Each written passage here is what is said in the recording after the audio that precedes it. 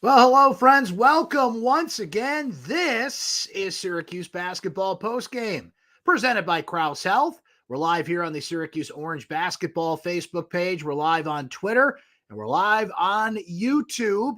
Perhaps you're watching a little down the road on YouTube. Just a reminder that the show does archive on all those places we mentioned, and you can find the video in my recap on syracuse.com as well. But it's better to be here live because that way you can participate. We'll highlight some of your questions and comments after a Syracuse victory over Georgetown. It's 3:16 p.m. and you guys know the rest, right? Syracuse wins 83-64 today, which actually kind of breaks a little bit of a trend here. The old cliche when you get rivals together is you throw out the records when so-and-so get together, right? Syracuse-Georgetown, the last 8 matchups between these two have been decided by 10 points or less. Not the case today for Syracuse. They actually trailed 17-6 out of the gate, came out slow, came out sluggish in this game, and Georgetown hit a few threes and looked like they were going to, at the very least, make a game of this thing. It was a game for a while, but Syracuse really pulled away in the second half. They ended the first half on a 39-17 run. It was close back and forth game for a while. But, man, the Jesse Edwards show today. Let's start highlighting some of your comments here. Good to see Lori back. As noted there, nice turnaround in the beginning. Good team play for Mary Ellen. Greg says that Benny's got to be more productive. Benny Williams, I think, picked it up in the second half there. Certainly he's got to be more productive overall, but I think Benny had a terrific second half. Best they've played all year, according to Lucas. Brian says Cuse win. He's excited about that. John saying got to start out the game much better, but today felt like the Dome of old, and great to see the crowd certainly into it at the JMA Wireless Dome. Jim Boeheim and Pearl Washington officially inducted into the Ring of Honor. Jim Boeheim actually came out on the court at halftime, gave a short speech, talked about how much he loved Syracuse, New York, and the fans, and that certainly had a lot of praise for Pearl Washington. And as Jim Boeheim said best, there was a lot of great players here, but only one Pearl Washington.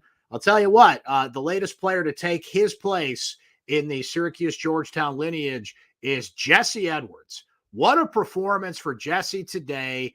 As you look at his numbers, yet another double-double for Jesse Edwards. He's pretty much averaging a double-double, and he hits it again today. 20 points, 11 rebounds, 5 block shots on the day. That's what I was most excited to see from Jesse today. He did his Hakeem Warwick impression at least 3 times in this game, just soaring to the corner block shots that were really exciting to see. Great game for Judah Mintz, the freshman point guard who's from the Washington, D.C. area, by the way. 16 points, 10 assists, a career high, a season high for him. And Judah, the best thing about that was he's learning how to get in the paint, draw defense, and then get the ball to Jesse or get the ball to somebody else. And you've got to respect Judah when he goes in the paint because he can hit that shot, he can score, but he's learning to make that connection with Jesse Edwards. That's something that Joe Girard has now, and Girard with a great game for the Orange. He had 15 points, including a 2 of 8 performance from the three-point line today. So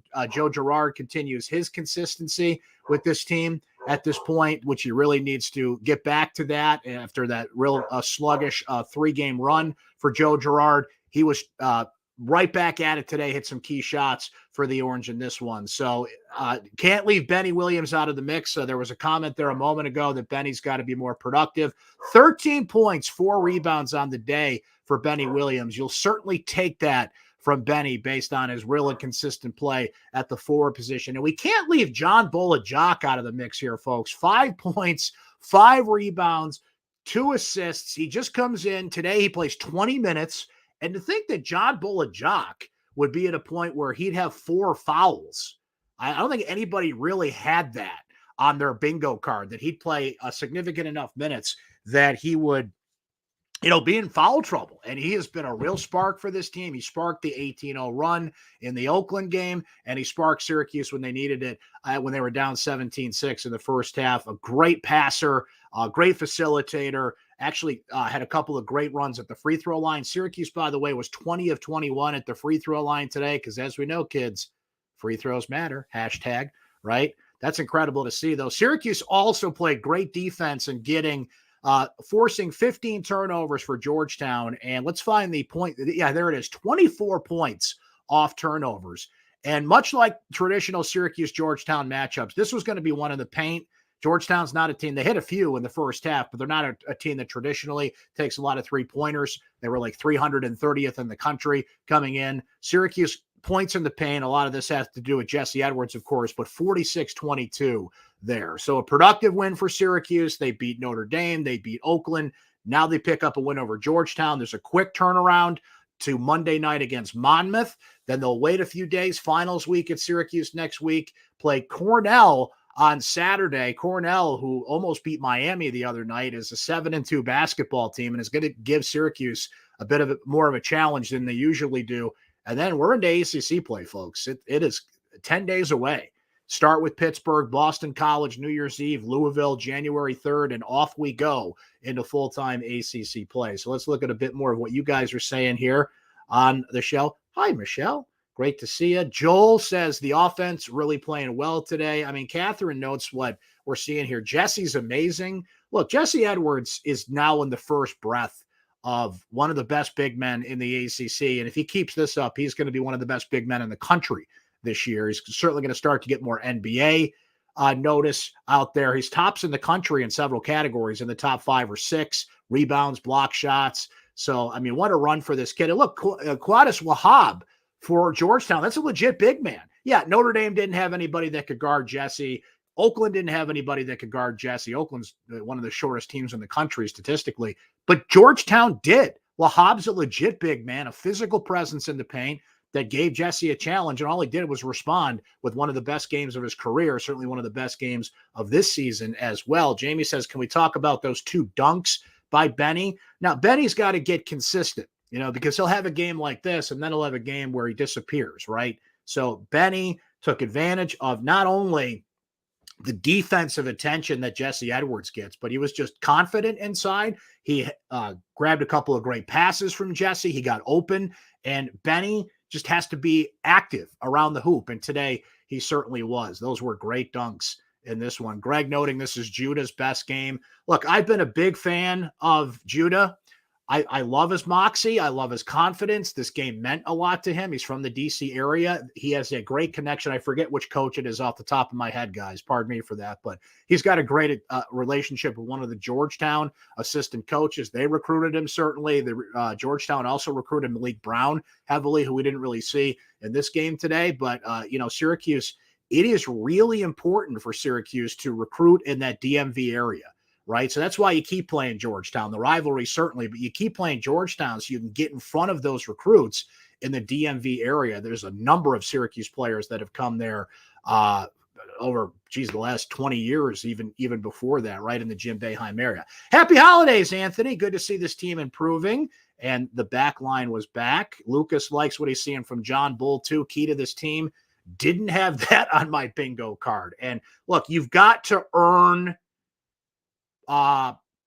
your way onto the court with Jim Boeheim in a sense of what can you contribute that somebody else doesn't? What's your key role on this team? What do you facilitate? And Jamie brings up a good point here. When Jesse got into foul trouble is a strong word, but he gets 2 fouls with 8 minutes to go in the first half. You got to pull him out, right? Monir Hema comes in, scores. Let's give you his final numbers from this one here. But in that first half, he had 4 points, a rebound, and a block. I think that's where he ended up on the day, but let's just check that to be sure. So Monir ends up with 4 points, 2 rebounds, 3 block shots on the day. He's a terrific shot blocker. He's already an established shot blocker. And now you've got somebody when Jesse gets into foul trouble. And frankly, the refs were terrible today. I'm glad this wasn't as big of a storyline, but the ticky-tack fouls they call, particularly on Jesse Edwards, it's just going to happen with a big man. They anticipate fouls. There's 1 or 2 a game that Jesse gets just by putting his arms up and doing what he's supposed to do. So, but to know you've got Monir that can come in and hold down the fort like that, that is a big thing for this team. As Polo loves the assist from Judah, he's going to find you. He's really learning how to draw defense, be confident in there, dish it off to the open man, right? Because we know that Joe and Jesse have a great connection. Now Judah and Jesse, the JJ connection, starting to find it there. Dale says they started lethargic like last game, but when they play energy into defense, certainly picked up. John wants to know, hey, what are your thoughts on what it's going to take an ACC play to make the tournament? What's the record have to be, and who do they need to beat? Well, John, the thing is, there's not a long list of quality teams in the ACC. So you've got to pick up those big wins, and you can't slip on too many banana peels. The good news for Syracuse is, Pitt, BC, Louisville is where they start in the ACC. They have every potential to go 3-0 there, but those aren't quality ACC wins at this point. Then you get a team like Virginia early in the schedule, who's one of the best teams in the country, right? So the short list of ACC teams that are going to really impress the committee. So this is not a case of, okay, well, win 10, 11 ACC games and you're in. That should be good enough. Well, who are those wins? If you're piling up a bunch of wins against, bottom half ACC teams, it's not going to matter. You've got to get the quality wins, John, because they don't have any non-conference wins. It was great to beat Georgetown today, but their net ranking stinks. Their KenPom rating stinks. Monmouth does nothing for you. Maybe Cornell ends up being a quality win if Cornell ends up winning the Ivy League. But it's not just record. It's who you beat. So those quality games, look at the top of the league. How many of those games did you win? And that's what it's going to take for this team to make the tournament, because their non-conference schedule, unfortunately for them, just does not exist at this point. How far we have come from the Illinois game. Very good point there. Sometimes it takes a bottom out like that to see how bad it is and build your way back up from that. Mark thinks that Jesse's the most improved player in the nation. And Mark, I cannot disagree with that. Show me who's had a better bounce back than this guy. And look, it's a shame that he missed the last 8-9 games of last season because he was starting to come into his own. I don't think Syracuse would have made the tournament last year if Jesse was in there. I certainly feel confident in saying this would not be a team with a losing record, which ended up being Jim Boeheim's first ever losing record, right? So we're starting to see that now. Let's not forget with Jesse, somebody pointed out this to me on Twitter, and they made a good point in this. He played with the Dutch national team over the summer, and you get that international play. Jim Boeheim is a big fan of getting these guys into under-19 tournaments, international tournaments in the summer. You learn so much about your game, and you take such big steps forward there, right? And the most encouraging thing with Jesse today is that's a big man out there. Well, Hobbs a quality player. So when you start running into the Baycots of the world and the quality big men in the ACC, he's shown like he not only can he go up against them, they got to worry about him. Right? I don't want to hear about, well, they got to worry about this guy. No, they got to worry about Jesse Edwards. Like that's the level of play that he is at. Just catching up on some of your comments here. Love it. Al says the 12 ACC wins would be enough. I think so. But again, who are the wins? That is the point. Jim saying the Illini got thumped by Penn State today in Champaign. My, how the college basketball world turns there.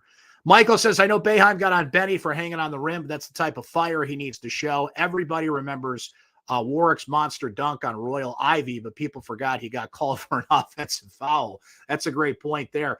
Jim was all over Benny today. Several timeouts in this one. Benny was the guy that was in the line of fire for Jim Boeheim. And I get, Benny's got to be the facilitator in there. He's got to bring energy. He's got to rebound. Because, look, Chris Bell is going to give you what he gives you. Chris Bell had a nice three-pointer in this game. He had 8 points on the day. Chris Bell had 3 rebounds. You got to give him that. This is a guy that usually has a rebound, maybe 2. He did get 3 rebounds in this game in 21 minutes, so I'll give Chris Bell credit for that. But the forward position, Jim Boeheim said it the other night, especially between Justin Taylor and Chris Bell, it's a toss-up today. Justin didn't have his best game today, but that forward position has to lock down. Benny certainly is going to get the minutes and is the best quality there, but John Bull is getting quality minutes in there. So that's still kind of a rotating wheel at this point for this team. But that we'll see how that settles down as we go here. Lynn says, had to hold my breath at the beginning, but was ecstatic as they changed the game. Not to change the subject, but what's happening with football? Coordinator's gone. Yeah, that's crazy what's going on with football, Lynn, and worth bringing up here. So both the offensive and defensive coordinator leave on the same day, Tony White and Robert Anae.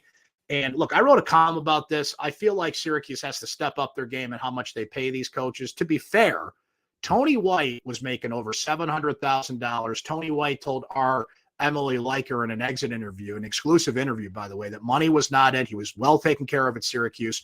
Robert and I's got some family in the North Carolina area, and you had the immediate handover there to Jason Beck, who is ready to be an offensive coordinator. So that was a wash. That helped absorb that blow. But to see both your coordinators leave for the same position on the same day, it'd be one thing if Tony White got a head coaching gig. I mean, Nebraska's going to pay him a hell of a lot more. And I'm pretty sure they're going to name him the assistant head coach out there. So it's a big step up for him. But look, if you want to have a conversation right now about who should be the head coach at Syracuse, Tony White or Dino Babers, that would be a close race, right? I hated to see Tony White go. I thought that guy was ready for the next step, and that's just not one you want to see go. Robert and I, frankly, the guy's in his 60s. He's winding down his coaching career. I'd rather have Jason Beck be the OC, and there he is. So it doesn't look good, though, when you lose the same coordinators on the same day. So there you go. A little football talk in there. Kevin with a great point here. That was a good interview. It did make me feel a little bit better as well.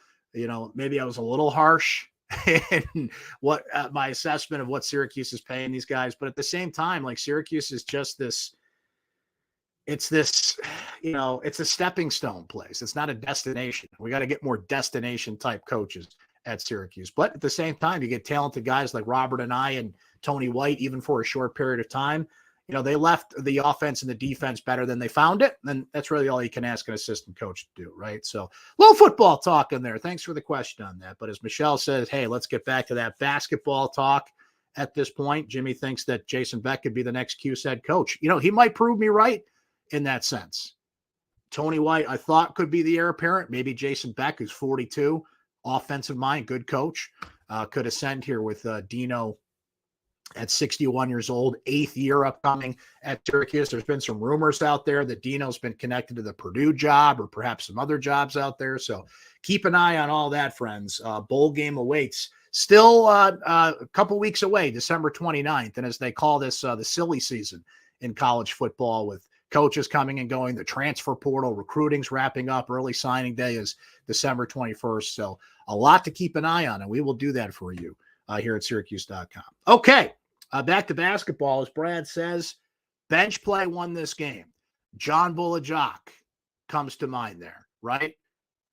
Bench guys. Symir Torrance. His numbers don't pop at you, but Symir had 3 assists in this game. I think he had some quality minutes in 12 minutes of play in this one. And then, Justin Taylor, not his best day. Hema, we brought up, was big off the bench for this team. So your big guys, Jesse Edwards, Judah Mintz, Benny Williams, Joe Girard put up huge numbers, but you need that complement from bench play. 8 different guys scored in the first half.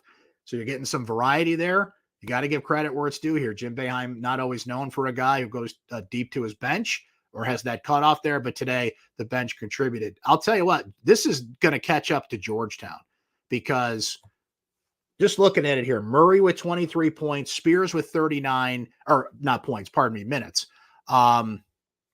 Let's see. Wahab played 31 minutes. A Cook played 37. Heath 39. And then they barely get anything from their bench. He's riding those starters hard. It's December 10th, and you have no bench help at Georgetown. That team is going to collapse by New Year's Day at this rate. So it just goes to show you the importance of having great bench play in this one. Kevin thinks Jim's figured out what rotations work well together. Symir calmed the team down a bit today. Right? Blake notes, what'd you think of Georgetown's talent? They look like Syracuse earlier in the year. They just need to play together. This game reminded me of old Georgetown games. Good energy in this game. We were just talking about that a bit, Blake. I like the talent there. I think Murray's a good player. I think Spears is a good player. Wahab, the veteran that I think, he had to play Jesse Edwards today. So that was a handful for him, but I like him. It's just, they have no bench. They have no bench. And that's a whole new team. Their entire starting 5, all transfers. I mean, you want to talk about the state of college basketball today, when you can just go grab basically a whole new team in the portal. That's what Patrick Ewing did there.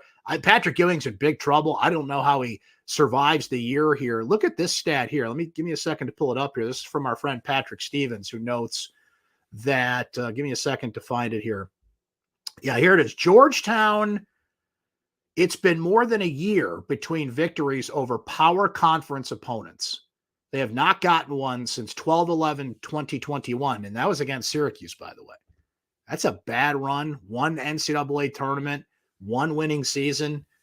Patrick Ewing, I felt like that was a great hire, but, that link to the past is not paying off for the future for Georgetown. So I would imagine this is going to be his last year there, and we'll see where they go from here. They thought they could turn to a legend to turn things around. Georgetown obviously is big on tradition. John Thompson, JT3, Patrick Ewing, that line. And I know Syracuse fans are their hearts are broken that Georgetown is fading from existence here. But they do have some talent.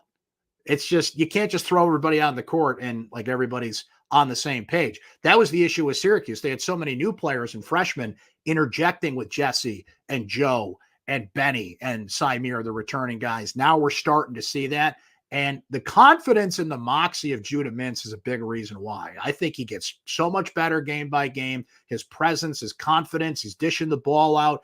He knows where to be. He has a lot of intangibles. I almost feel like he's learning at twice the rate that you need to be a point guard out there. And he's going to get some lumps in ACC play, that's for sure.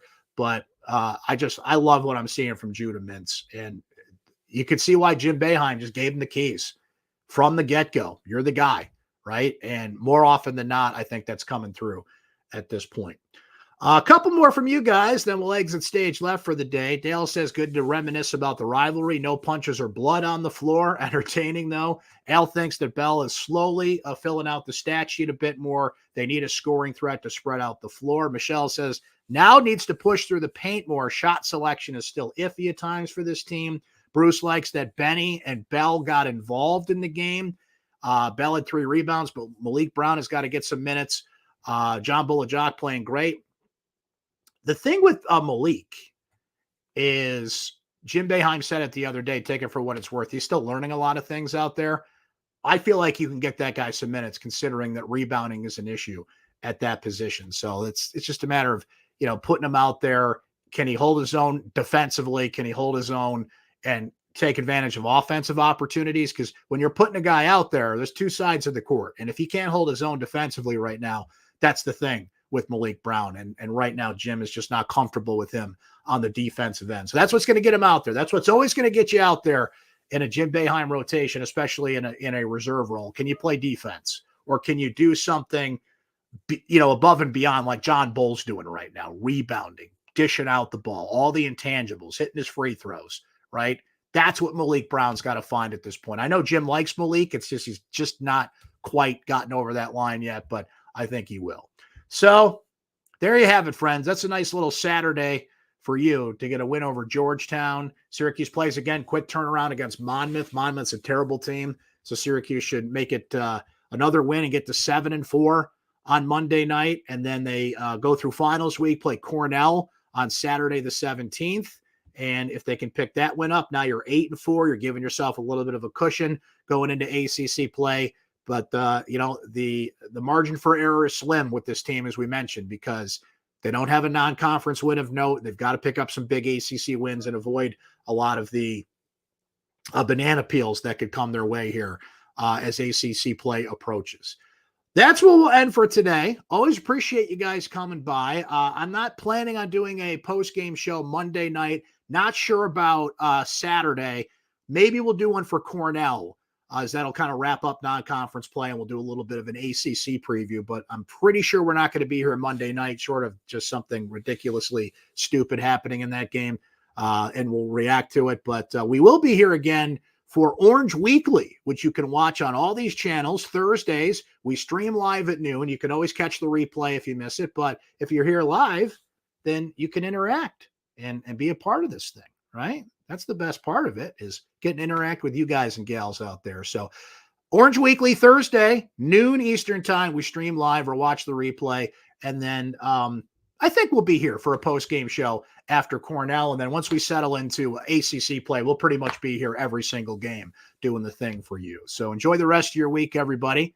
Thanks for coming by. This has been Syracuse Basketball Postgame presented by Krause Health. And you have yourself a great